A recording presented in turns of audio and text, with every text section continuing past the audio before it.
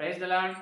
जय मसीह की। आप सभी लोगों को आज गुरुवार के दिन में आराध्य यूट्यूब चैनल में आप सभी लोगों को स्वागत है। आइए प्रियो, आज प्रभु को वचन को ध्यान करें।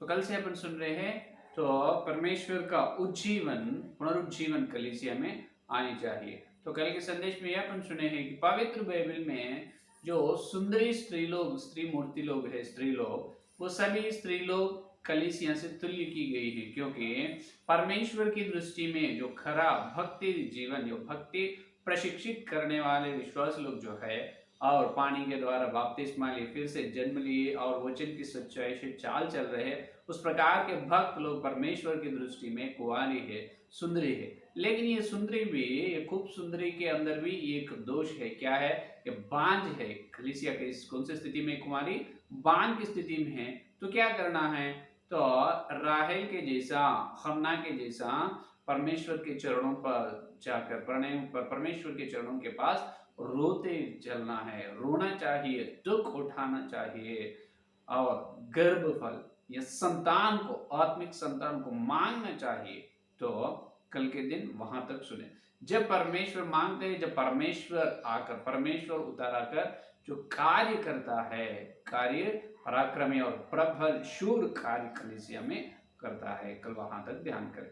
और आज अपना ध्यान अंश ये है कि और ये पुनरुज्जीवन आने के लिए बड़े बड़े भक्त लोग बहुत बड़े संदेश दिए हैं।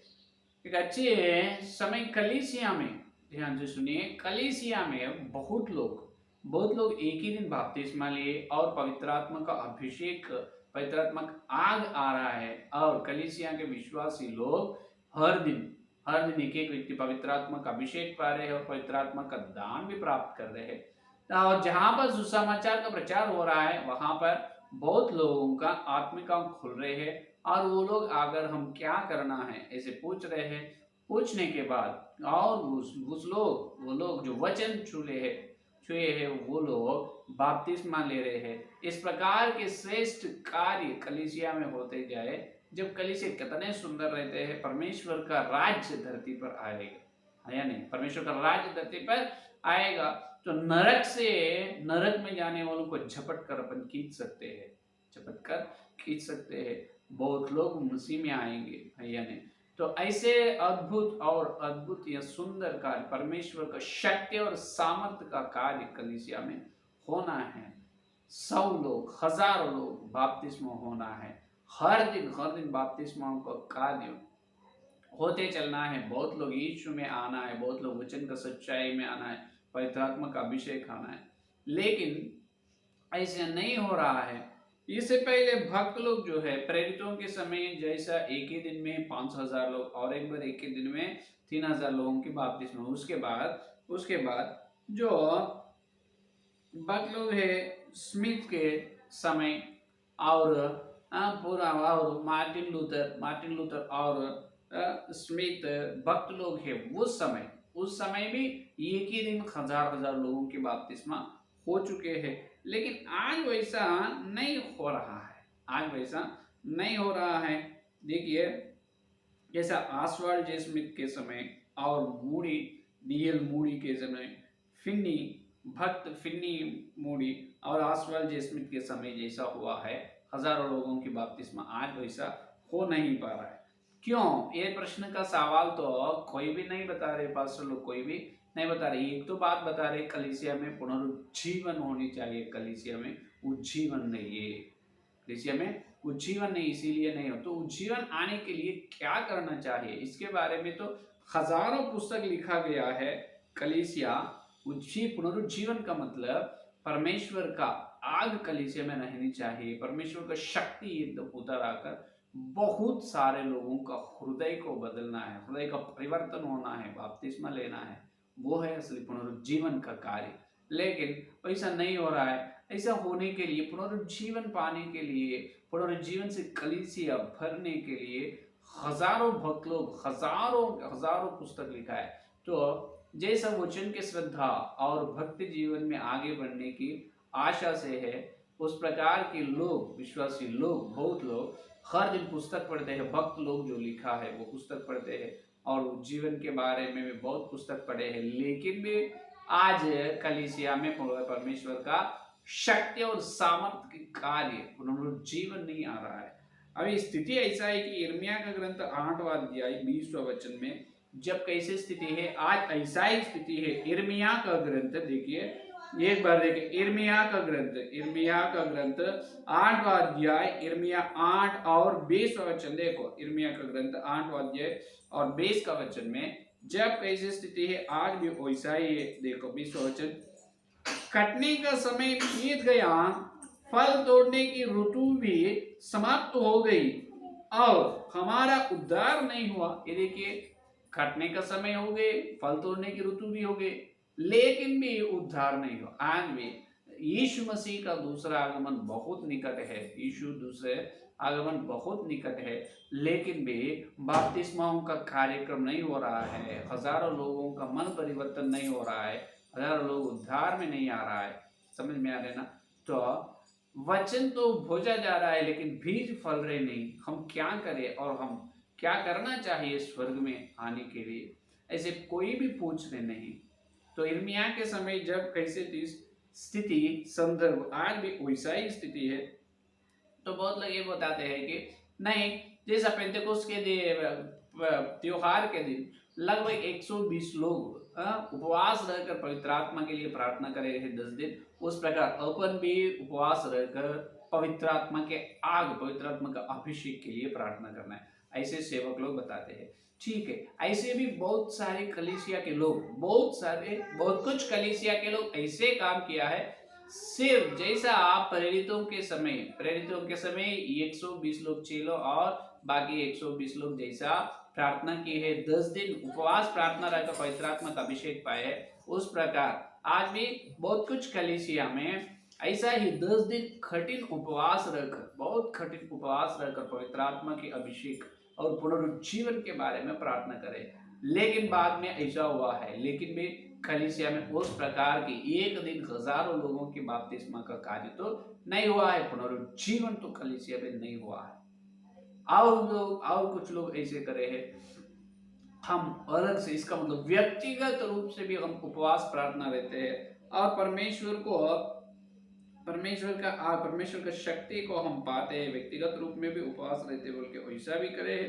लेकिन व्यक्तिगत रूप में उपवास रहकर भी पुनरुज्जीवन को मांगने से आ रहे नहीं। आप देखिए, बहुत लोग अच्छी तरह से बहुत लोग, ईसाई लोग उपवास रहकर आंसू से प्रार्थना करते हैं।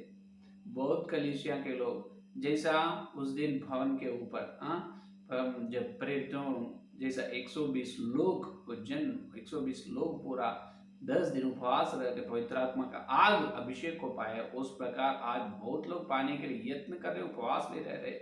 जो प्रेरित ओफिर जी ने जैसा पुस्तक लिखा है, उन्होंने भी 10 दिन का उपवास रहकर और उनकी कलीसियों के साथ भी पुनरुज्जीवन के लिए प्रार्थना करे, आंसू से, कठिन उपवास से। लेकिन भी यहाँ पर भी उस प्रकार का उज्जीवन कार्य हुआ नहीं, तो क्यों?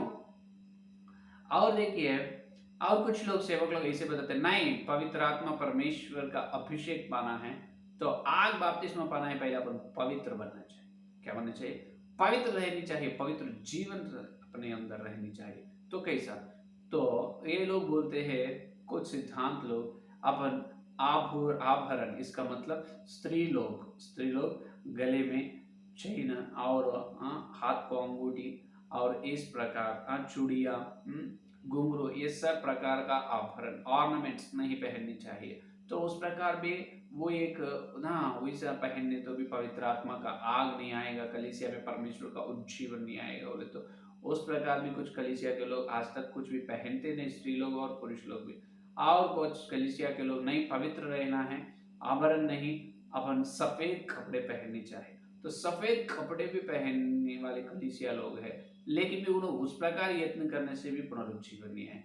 और पुरुष लोग तो, आदमी लोग तो मूंछ और दाढ़ी नहीं रहना है, मूंछ और दाढ़ी को निकाल लेना है, शुद्ध रहना है, वैसा भी करे हैं कुछ लोग। वैसा करने से भी पवित्र आत्मा का आग जो पुनरुज्जीवन नहीं आए हैं। आखिरी में ऐसा करे, परमेश्वर ने जो शुद्ध बनाए व्याह व्यवस्था को, सबसे भला और उत्तम है व्याह व्यवस्था, तो व्याह को भी घृणा करे है। कुछ लोग छोड़ दिए, कुछ कलीसिया में ऐसे प्रचार करते व्याह नहीं कर लेना और स्त्री से शुद्ध रहना, स्त्री से अशुद्ध नहीं होना, पाप नहीं करना, तो विवाह को भी घृणा करेगा। वैसा भी भक्ति, कुछ थोड़ा बहुत तो उनके अंदर भक्ति है, वैसा करने से पुनरुज्जीवन कलीसिया में परमेश्वर का श्रेष्ठ, परमेश्वर का उत्तम और पराक्रमकारी होते बोल के विवाह को घृणा करे है। वैसा करने से भी पवित्र आत्मा का अभिषेक नहीं आया है और पुनरुज्जीवन तो नहीं आए हैं। और बहुत लोग ऐसे भक्ति जीवन में, ऐसे पुनरुज्जीवन के जो उसको मालूम है, जैसा सेवक लोग प्रचार कर रहे, आभरण नहीं पहनना और सफेद वस्त्र पहननी चाहिए, सफेद वस्त्र, और व्याह नहीं कर लेना है, और जो एंगेजमेंट कहा जाता है ना, जो शादी से पहले जो रस्म का कार्यक्रम, तो वो भी एंगेजमेंट भी नहीं, क्योंकि एंगेजमेंट यहाँ बच्चे बच्ची को देखने से, दुल्हन या दुल्हन को पहले देखने से वो मोह की इच्छा होता है, वो मोह की इच्छा है, वो भी पाप है बोल के एंगेजमेंट को भी घृणा कर दी है। ऐसे कुछ कलीसिया के लोग, क्योंकि वो भक्ति कहा जाता है, उनके मन में उनका ज्ञान भी है, भक्ति जीवन ऐसे जीना है, तो उनको उतना मालूम है, लेकिन भी वैसा करने से भी रुचि नहीं है। आखिरी में ऐसे प्रचार हो गया है कि हर दिन अपन देखते हैं समाचार पत्र और न्यूज चैनल, समाचार का चैनल भी अपन देखते हैं टीवी में, लेकिन टीवी नहीं देखना, आखिरी में समाचार का पत्र भी नहीं पढ़ना है, क्योंकि उसमें भी अनदेखी दृश्य वहां पर आएगा। तो इसीलिए उसको भी घृणा करे है ईसाई लोग, बहुत लोग ऐसा इतना शुद्ध और पवित्र जीवन से बहुत विश्वासी लोग हैं, लेकिन उनके कलीसिया में पर भी पुनरुज्जीवन नहीं है, उनके कलीसिया पर भी ऐसे परमेश्वर का शक्ति और सामर्थ का कार्य नहीं आ रहा है। तो क्या करना है? तो उपवास प्रार्थना करने से भी पुनरुज्जीवन कलीसिया में नहीं है, और इतने पवित्रता से शुद्ध, कुछ बुरा नहीं देख रहे, बुरा नहीं कर रहा है, सफेद वस्त्र पहन रहे हैं, ब्याह से भी दूर है, और समाचार पत्र टीवी तो वो अकल में आएगा नहीं, तो इतना कुछ करने के बाद भी पुनरुज्जीवन नहीं, क्यों? आखिरी में ऐसा हुआ है कि एक दक्षिण कोरिया के देश में एक बड़ा सुसमाचारक है, उसका नाम यह है पॉल एंगिचो, इवेंजलिस्ट, सुसमाचारक इवेंजलिस्ट पॉल एंगिचो। उनके बारे में आज हर एक विश्वास को मालूम है। तो उन्होंने पहले उनकी सेवा को जब शुरू करे है, 10 जनों थे, 10 जनों।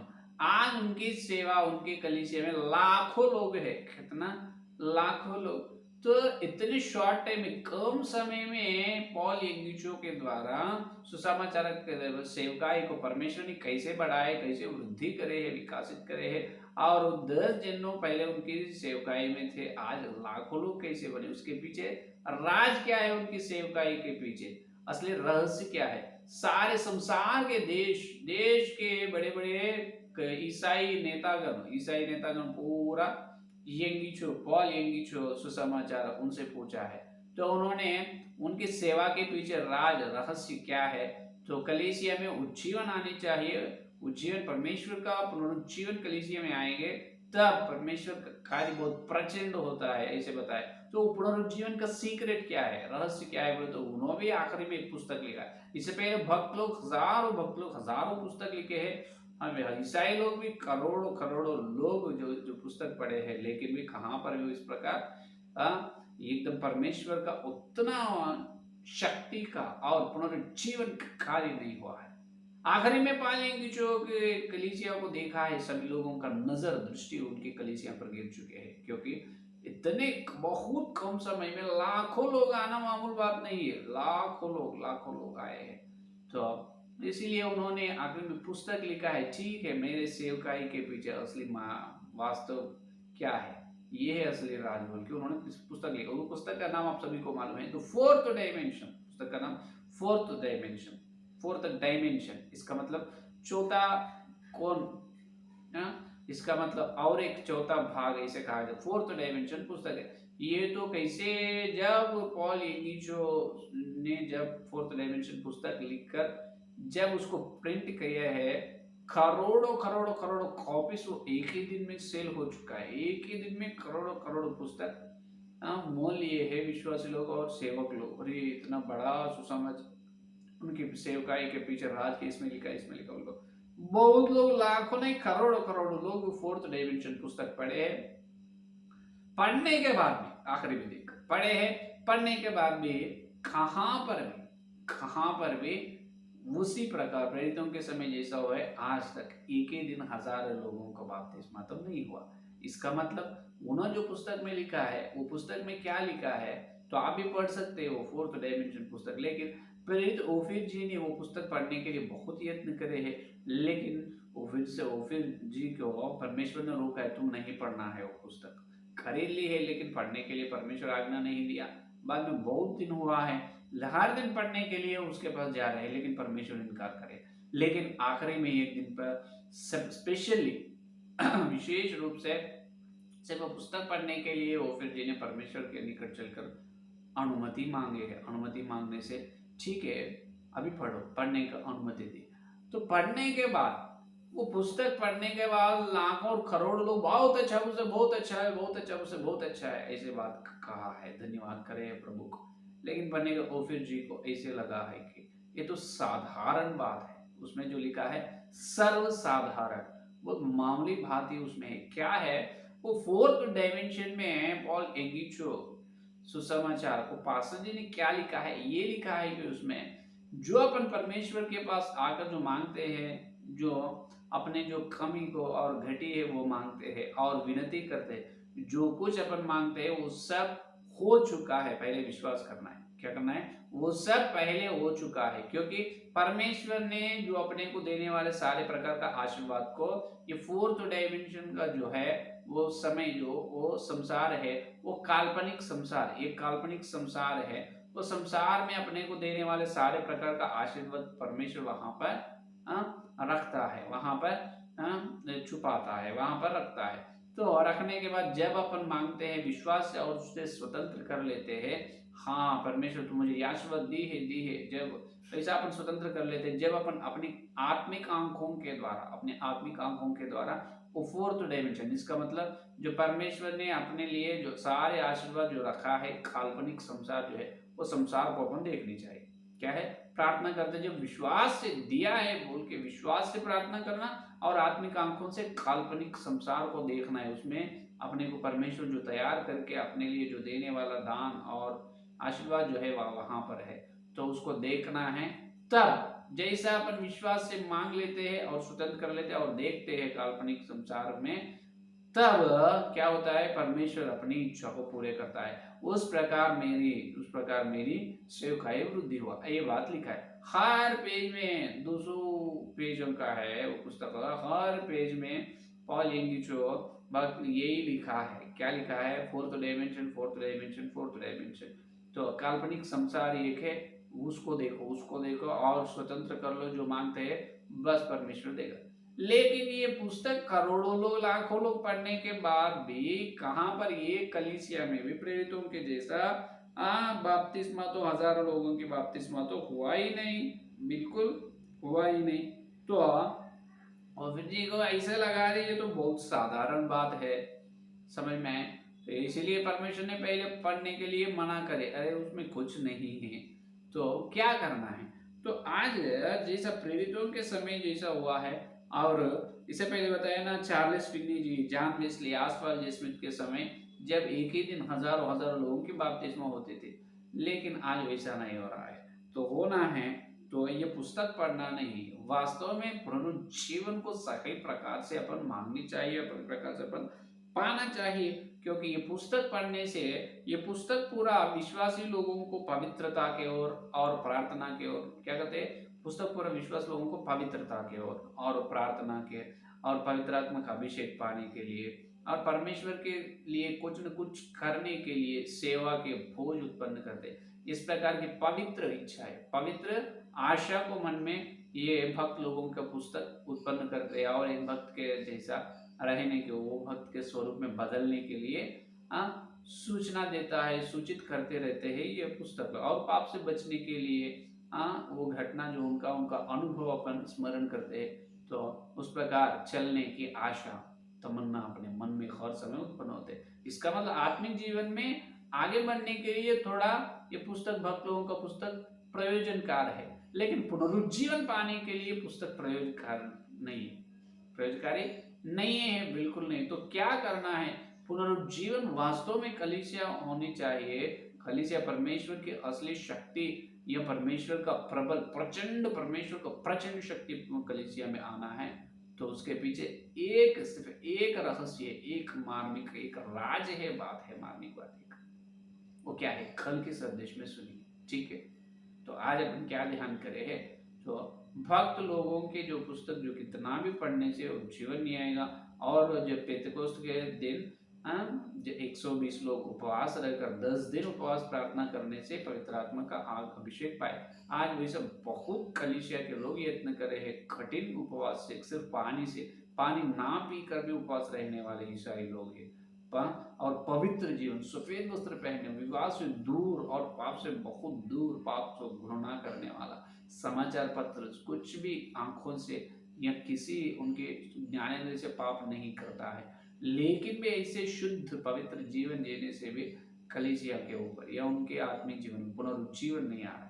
तो क्या इसीलिए है कि आज पवित्र आत्मा का प्रचंड अभिषेक शक्ति क्यों नहीं आ रहे हैं? आना है तो उसके पीछे एक रहस्य बात है, मार्मिक बात, उसके बारे में कल सुनिए, ठीक है।